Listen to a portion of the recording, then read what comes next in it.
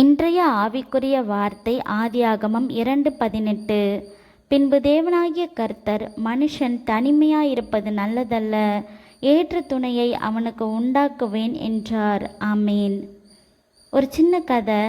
தனுஷ் அப்படின்ற வாலிபன் கணினி பொறியியலாளராக ஒரு அலுவலகத்தில் வேலை செஞ்சுக்கிட்டு வந்தான். இவனோட வாழ்க்கை பட்டுன்னு கழிஞ்சுது. இவன் தனிமையாக இருந்தான். தினமும் அலுவலகம் வீடு இப்படியே இவனோட வாழ்க்கை கழிஞ்சுது. ஒரு நாள் இவனோட நண்பனுக்கு திருமணம் ஆயிடுச்சு. இவனும் தன்னோட வாழ்க்கை துணையின் தேடலை ஜபத்தில் வச்சான்.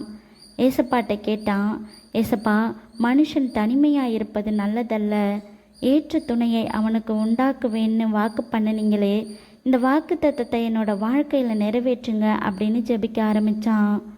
மாதங்கள் கழிஞ்சுது. ஒரு நாள் விசுவாச கூட்டத்தில் சிந்தியா அப்படிங்கிறவங்கள பார்த்தான். அவங்களும் ஆவிக்குள்ளாக பலப்பட்டவங்களாக காணப்பட்டாங்க.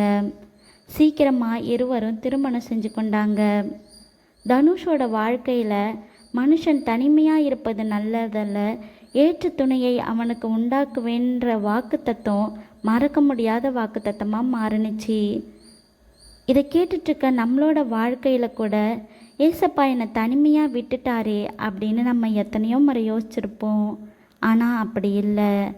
ஏசப்பா சரியான நேரத்தில் ஏற்ற நேரம் வரும்போது நம்மளுக்கு தகுந்த உறவுகளை நம்மளுக்கு கொடுப்பாரு. அதை நம்பி விசுவாசித்து காத்திருக்கணும் நம்ம. கர்த்தர் உங்கள் ஒவ்வொருவரையும் ஆசீர்வதிப்பாராக. ஆமேன்.